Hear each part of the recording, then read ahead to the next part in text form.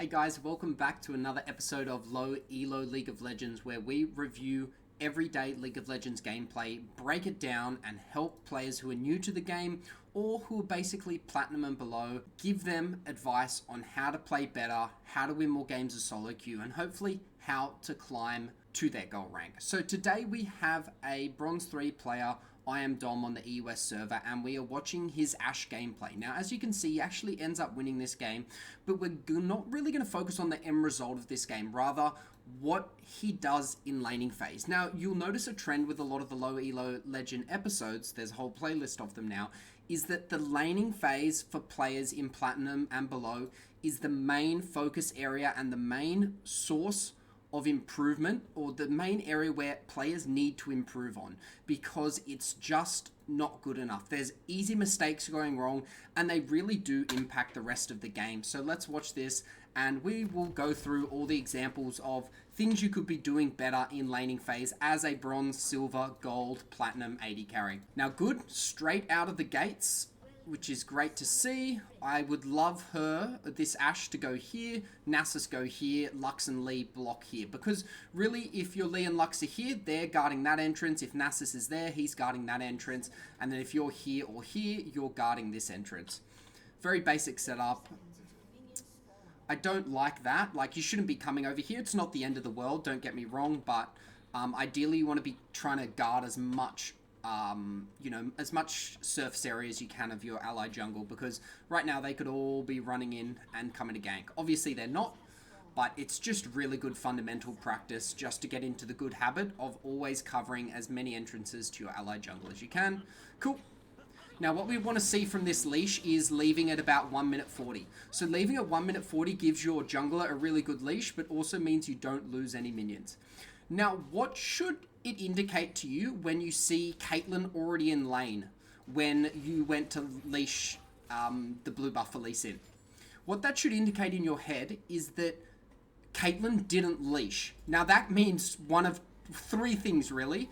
Either Shaco started without a leash bot side, Shaco went top side and started a leash, or Shaco is AFK. And let's have a look. Okay, Shaco's actually AFK. So that's probably why Caitlyn is in lane. Now, Lux has taken a severe amount of damage here, which is a really bad sign for this lane. And that means you're going to struggle as an AD carry, which is really unfortunate. It's something you can't really do much about when your Lux is, 50% health at 2 minutes 20. But you just have to adapt to it and try your best. You can't help it, but you do need to adapt and react to it and play differently as a result. And playing differently in this case probably means playing way less aggressive, but also not giving too much ground. You never want to become a full beta submissive person in a lane like this where there are high poke, because Ashe and Lux still do have a bit of poke, but you do have to concede ground, particularly when you lose your HP bar, because your lane win condition really does go out the window the lower your health bar is. And that's something a lot of players don't think about is, yes, lanes and champions have objective win conditions and strengths and weaknesses. But when your HP bar goes down and your resources go down, like your mana as well, your strengths become less OP or strong, or you're less able to carry them out, and your weaknesses become more apparent. So what I would love to see here is, you can tell this lane is going to be pushing in because blue has way more minions than the Ashe and Lux do. So what I want to see this Ashe do is actually try and thin this wave. Notice how Lux is trying to thin the wave. I also want to see Ashe thin this wave, because if we don't thin this wave, it's going to crash into our turret and things like this are going to happen. Where now we're going to lose a lot of CS, we're on to 10% health, and now basically our whole lane is over in 10 seconds. We literally just lost lane. Two reasons. One, we weren't managing our wave, and two, we were in the wrong position when we knew the wave was going to crash and we were going to have no minions left. So we were way too far up as we lost all our minions, which is not a good sign. Cool. And the reason why you want to push that lane out before it does this is because it's really hard to see us under turret. Like, even the best players struggle to see us under turret. So when you're a player below platinum, even below diamond, you really don't want to get in situations like this where you have to see us under turret. And unfortunately, we do end up going down. That's okay. It's not the end of the world. We should spend that gold there. So 350 gold, that's enough for a dagger. That's enough for a long sword to go towards our noon quiver, but that's okay. This is good. What I want to see here is Ashe to chase Caitlyn down here. This wouldn't be a bad play here. Yes, we've got approach velocity. So what I'd want to see here is don't give up, because you've got quite a bit of time to get poke on this on this Caitlyn, as well as you've got your Lux coming down. So this is actually a 2v1. And this is again something I see. Imagine if Ashe was still pushing here. We would have got so much damage off on this Caitlyn and potentially even burned some summoners, which would have got us back into this lane. Caitlyn's right now 2-0, but she hasn't actually spent her gold. So technically you are on the same strength as her. And it's good to see we do end up seeing, Ashe pushing her out of lane, but too little too late. I would have loved to see that as Ashe and Lux came into the lane together, push the Kate out and try and get a kill or at least burn some sums. Now, as we can see, Kate has to recall, right? Look, Kate's recalled. What do we do in these situations? We push the wave out. When we're down 2 kills, we want to push this wave out, make it crash, and make Caitlyn lose XP, gold, and what's the other thing? It's just XP and gold and tempo. When you push in the wave, they lose tempo, which is really good and is what we want.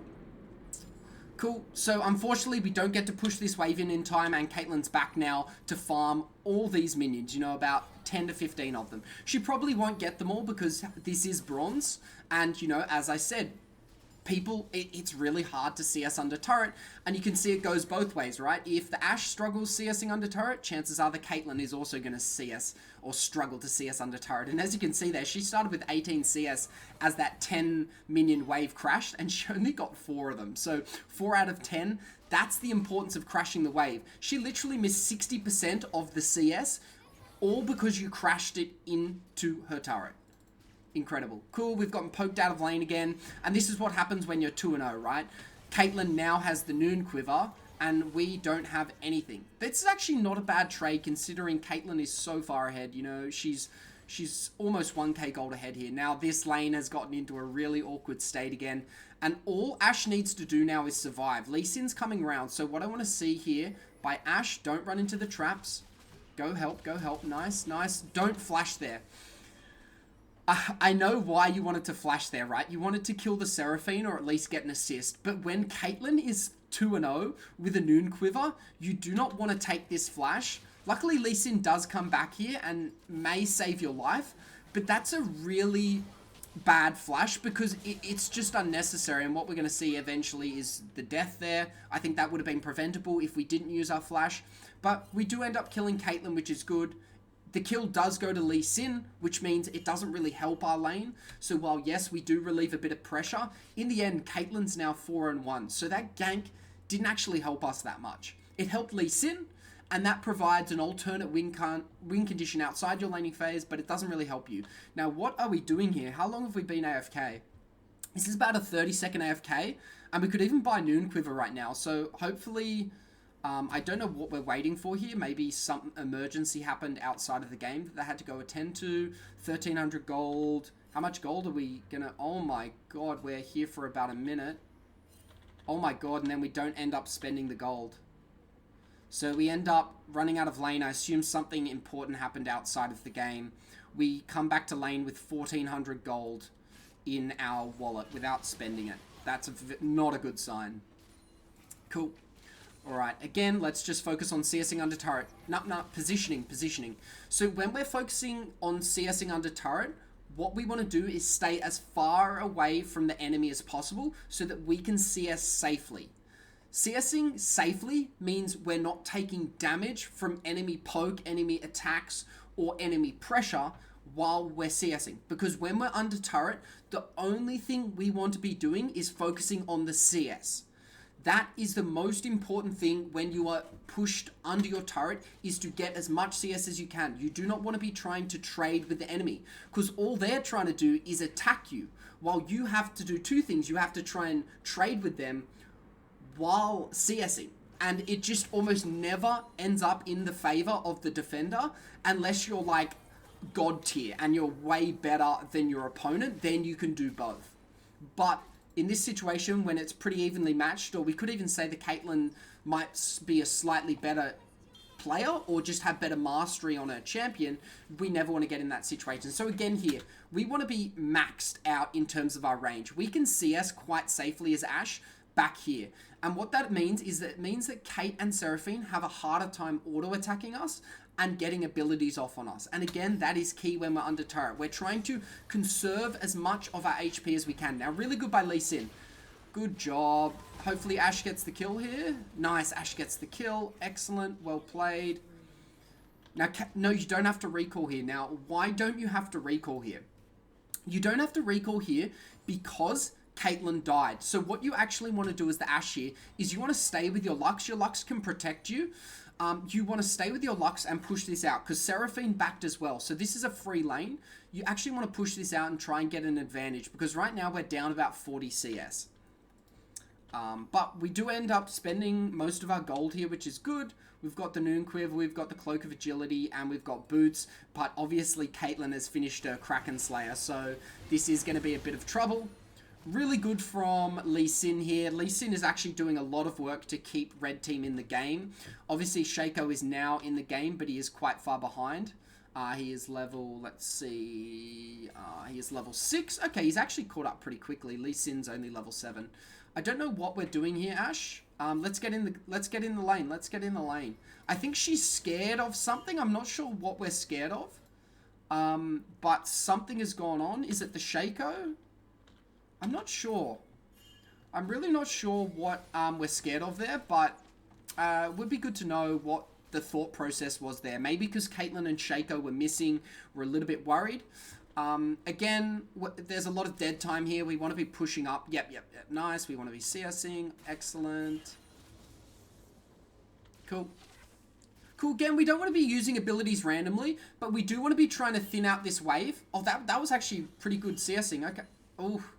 We are practicing our CSing under turret, which is actually a really good ability, or a really good skill to learn. So something I would suggest this player to really focus on is CSing under turret, because when your wave management isn't very good, you're going to have to CS and get a lot of your resources and income while under turret. So what we want to do here is really practice our CSing. Again, don't worry about using your abilities to attack Kate. Rather, just focus on the CS, because look at this gold difference that's now creeping up. 1, because of the kills, obviously 4-1, but also 2, look at this CS difference. 50 CS is almost 2 kills worth of gold. It's about like 600 to 700 gold just by focusing on CS. So that's something, a big improvement area that Ashe can improve on. Now, this arrow is great, right? In context. If the Lee Sin was still coming, that arrow would have been perfect. But because Lee Sin isn't coming, this is going to end really badly. And as we can see, we lose vision here as well.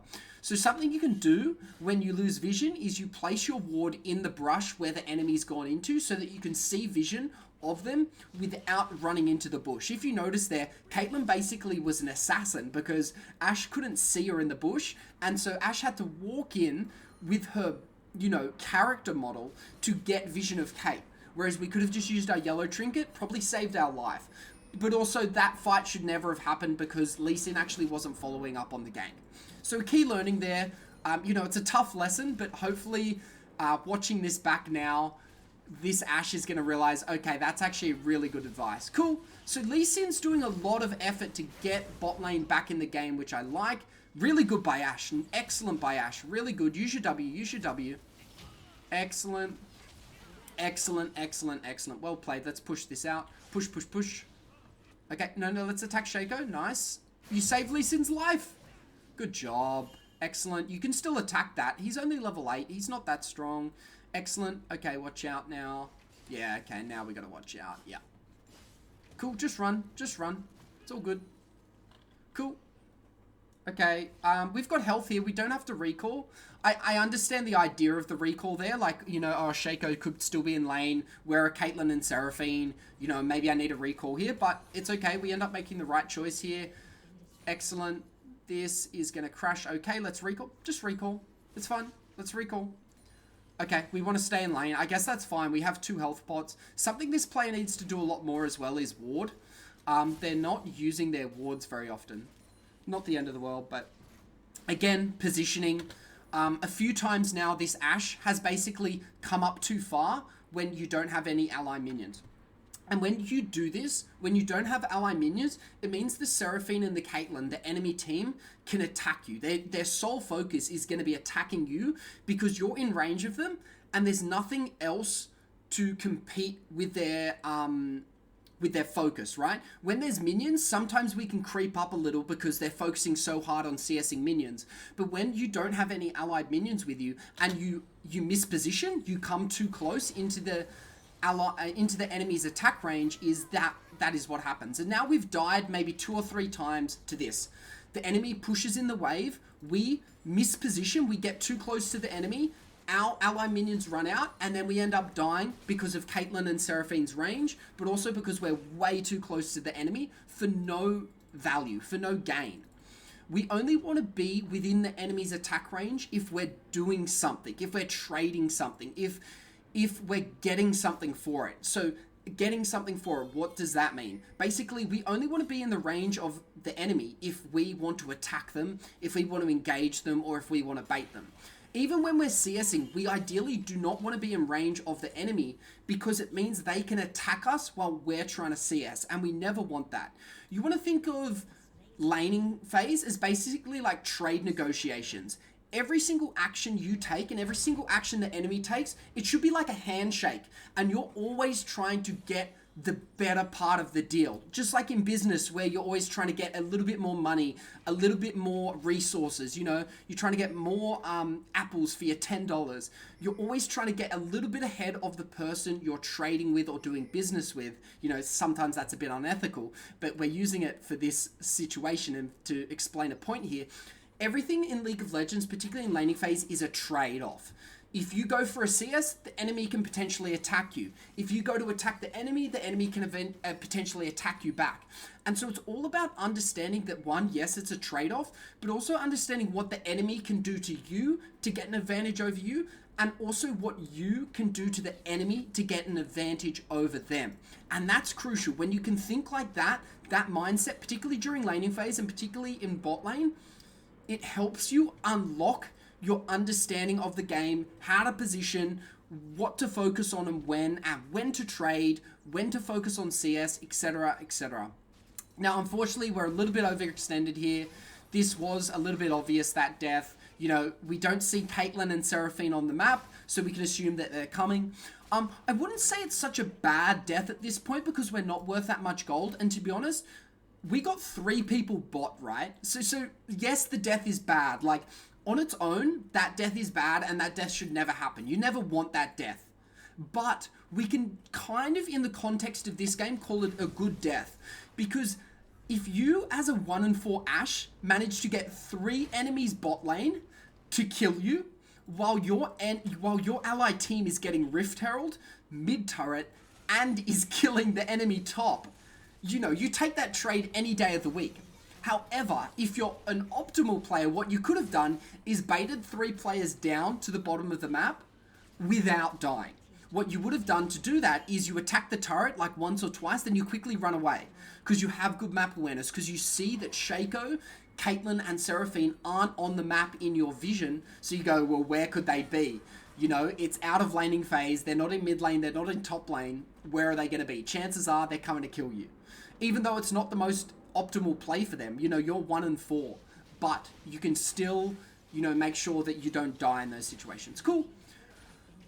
So yep, this is probably going to be a GG. What I'd do is, if I'm the Ashe here, this is when you need to, and this is what a lot of players struggle with, particularly AD carries and particularly in gold, I would say platinum and below actually, is there comes a point in the game where you just want to group and end the game. Like, we're not going to be the win condition. We're 1-5, we've got 56 CS. We're not going to be the win condition. So what we want to do is enable our allies' win conditions. So when you can no longer really become the win condition anymore, you want to start looking at your team. Wow, got 7-1. Wow, Lee Sin 6-1.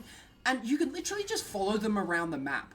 It's unconventional and it's not meta, and you won't be able to do this every game. But in a game like this where you're 1-5, you're not really useful on your own. Where you're useful is is when you augment or supplement one of the carries. And in this game, it's 7-1 Urgot, 6-1 Lee Sin. And what augmenting or supplementing them means is just be near them and opportunities will come. You can see this Lee Sin and Urgot have been creating opportunities all game. So purely by being near them, you're going to be able to help influence the outcome of the opportunities and chances they're seizing. Again, we step up a little bit too much. One of the biggest takeaways I want to see this Ashe and what I want to see viewers to take away from this game is positioning, positioning, positioning. You need to position more safely, particularly against high range enemies like Caitlyn and Seraphine. Cool. Ashe, let's get in this. Oh, Ashe, you recalled. I don't want to see Ashe recall because, as we say, Ashe, you're not the win con here. You've got your arrow. Please don't recall before you shoot your arrow. Help your team here. Help your team. I don't care about your HP. You're 1-5.